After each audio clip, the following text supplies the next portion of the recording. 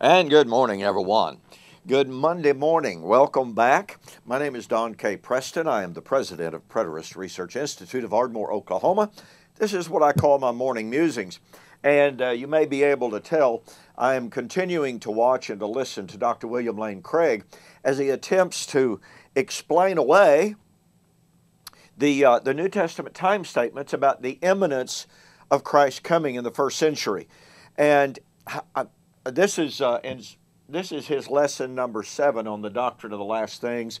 I had posted a link to that here on Facebook so you can listen to it yourself.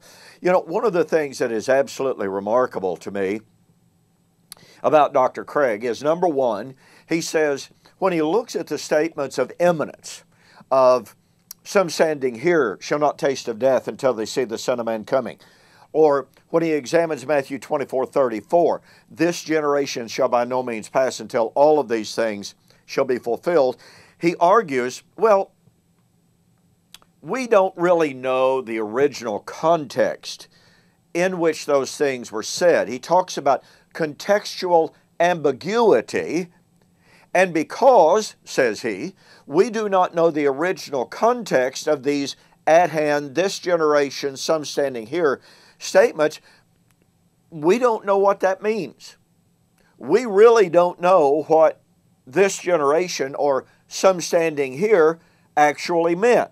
Well, I suggest to you that that's really quite specious and untenable. But notice what he then does, and I'm about the 25th minute in this particular presentation. He then turns around and he goes to Matthew 24:41 and following, Matthew 25:1 and following, and he sees there statements of delay. And in Matthew chapter 24, where it talks about the wicked servant said, my master delays his coming. Matthew chapter 25, the bridegroom is delayed. Matthew 25:14 and following, the master was gone a long time. Guess what Dr. Craig does? He says those long time statements must refer to the 2,000 years since Jesus uttered those. Do you know what he's saying here? He is assuming that that there is no contextual ambiguity here.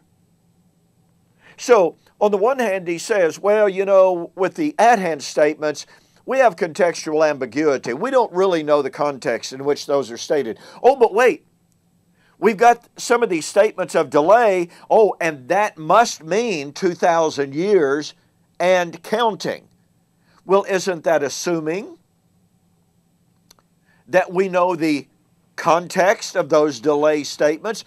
Is that not assuming that the long time, or is that not assuming that the delay of necessity involves 2,000 years?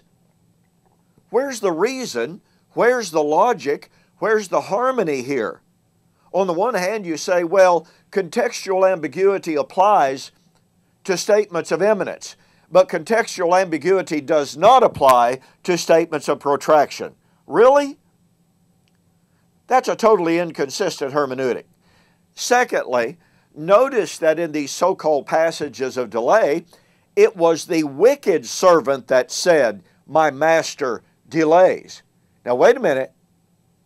Dr. William Lane Craig says Christ has delayed his coming for so far 2,000 years, but in the very parable that he appeals to, Matthew 25:41 and following, it is the wicked servant that says, my master delays.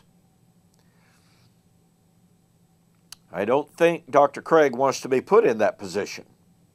And yet his own logic demands that he's the one that says the master has delayed. Secondly, notice the bridegroom delayed his coming, but when the call finally went out, that behold, the bridegroom comes, guess what? The bridegroom was imminent. Apply that to Revelation 22, when we see Jesus who is the bridegroom, saying, "Behold, I come quickly." The Spirit and the bride say, "Come." There you have the statement that the coming of the bridegroom, pardon me, was now at hand, coming quickly. So you can talk about the, quote, delay of the bridegroom all you want to, but in Revelation, the coming of the bridegroom, after a delay, had now drawn near. It was coming quickly. It was near. You see, Dr. William Lane Craig has really honestly entrapped himself by his own argumentation. He has said and argued for contextual ambiguity in regard to imminence. Then he completely negates that argument by appealing and claiming, well, we must know the context of the statements of delay. Secondly, he pardon me, he assumes that the delay must of necessity be still ongoing. But third, that demands that it's the wicked who say that it has been delayed.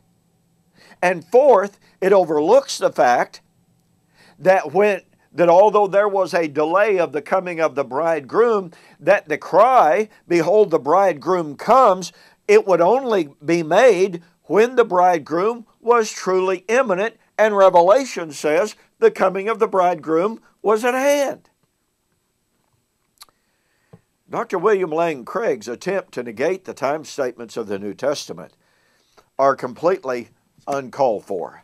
Look, folks, you need to order a copy of my book, Like Father, Like Son on Clouds of Glory, in which I address an awful lot of these objections.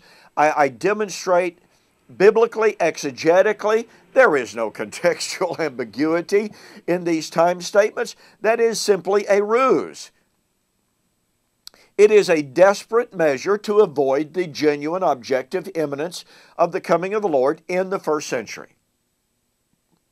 Go to my website, eschatology.org, BibleProphecy.com, order the book, Like Father, Like Son, mention that you saw the offer on YouTube or Facebook, and I'll refund your shipping. That'll save you almost $5. Hey, thanks so much for joining me for this morning's Morning Musings. We will examine more of Dr. William Lane Craig's attempts to negate the time statements. On the flip side, we'll see you then.